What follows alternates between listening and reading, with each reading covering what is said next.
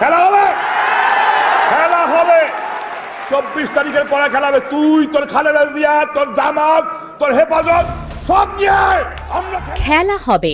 আওয়ামী লীগের সেই পুরনো স্লোগান আবারও সোচ্চার।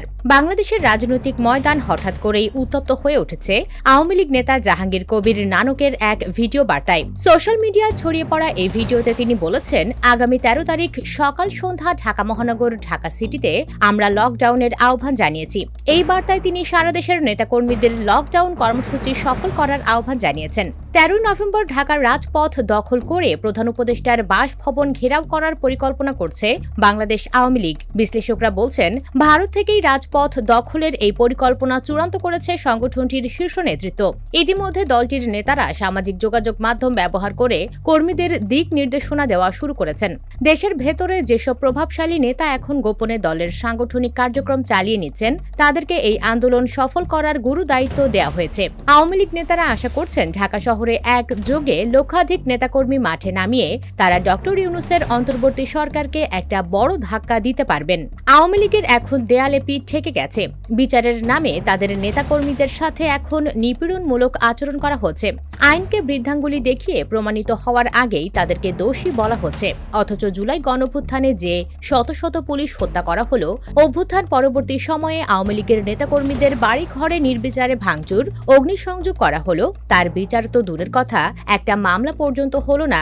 এই বিচারহীনতার সংস্কৃতি বজায় রেখে মানবতা বিরোধী অপরাধের বিচার কিভাবে সম্ভব? ফ্যাসিস্ট তোকমা দিয়ে প্রথমে ছাত্রলীগ, পরে আওয়ামী লীগকেও নিষিদ্ধ করা হলো, কিন্তু যেভাবে তাদেরকে নিষিদ্ধ করা হয়েছে সেটাও তো এক ধরনের ফ্যাসিস্ট আচরণ। আওয়ামী লীগের সাধারণ কর্মী সমর্থকরা এখন মুখ খুলতে পারেন না, রাস্তায় নামতে পারেন না, নিজেদের বাড়ি ঘরে থাকতে পারেন না। দৃশ্যত তাদের বেশিরভাগই কোনো অপরাধ না করেও এখন নাগরিক অধিকার বঞ্চিত।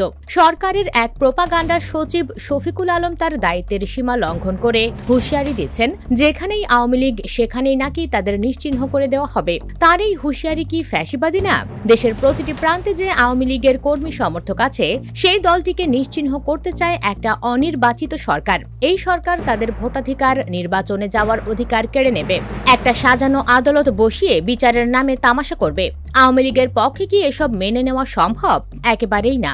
আর তাই তো আওয়ামী লীগ এবার সর্বাত্মক লকডাউনের ঘোষণা দিয়েছে। তবে এটি সত্যি আওয়ামী লীগের কেন্দ্রীয় কর্মসূচি কিনা তা পরিষ্কার নয়। আবার আওয়ামী লীগ এখন যেরকম ছত্রভঙ্গ অবস্থায় আছে, তাতে এই মুহূর্তে তাদের কেন্দ্রীয় নেতৃত্ব বলে আদৌ কিছু আছে কিনা সেটিও বিবেচনার বিষয়। প্রসঙ্গত এখানে বলে রাখি, আওয়ামী লীগ এই আন্দোলনের ডাক দিয়েছে ক্ষমতাচ্যুত প্রধানমন্ত্রী শেখ হাসিনার বিরুদ্ধে আন্তর্জাতিক অপরাধ ট্রাইব্যুনালের একটি রায়ের তারিখ ঘোষণাকে কেন্দ্র করে।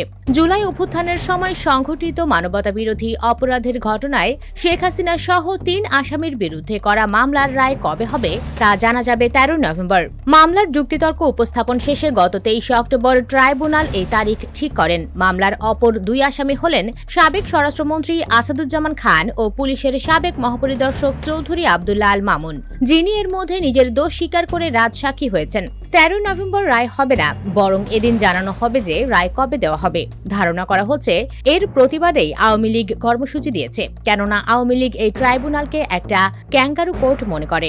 এছাড়া ডক্টর ইউনূসের সরকার যেভাবে বিচারের আগেই আওয়ামী লীগের সাংবিধানিক অধিকার কেড়ে নিয়ে তাদেরকে নির্বাচনের সুযোগ থেকে বঞ্চিত করছেন, তাতে দলটি বাধ্য হয়েই আক্রমণাত্মক অবস্থানে যাচ্ছে। আওয়ামী লীগ বিহীন এই নির্বাচন তাদের নেতাকর্মীরা কিছুতেই মানবে না, এটা তাদের অস্তিত্বের প্রশ্ন। আওয়ামী লীগের হাজার হাজার কর্মীকে গ্রেফতার করেও ইউনূস সরকার তাদের কার্যক্রম থামাতে পারেনি। তাই তো নানকের ছোট একটা ভিডিও বার্তাতেই এই সরকার আতঙ্কিত হয়ে পড়েছে। ঢাকা সহ সারা দেশে নিরাপত্তা জোরদার করা হচ্ছে, চলছে নির্বিচার গ্রেফতার অভিযান।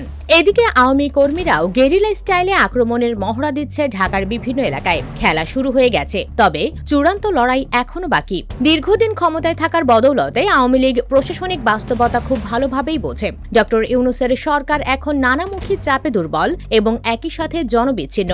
লীগ এটাকে একটা সুযোগ হিসেবেই দেখছে। সরকার পরিচালনার অভিজ্ঞতা থেকে তারা জানে কখন কোথায় চাপ দিতে হয়। রাজনীতির এই খেলায় তারা এক পোড় খাওয়া দল, প্রতিপক্ষকে তারা ফাঁকা মাঠ দেবে না। এবার আর ছাড় নয়, খেলা হবে 13 নভেম্বর। ভিডিওটি ভালো লাগলে লাইক ও শেয়ার করুন এবং আমাদের চ্যানেলটি সাবস্ক্রাইব করে রাখুন। ধন্যবাদ।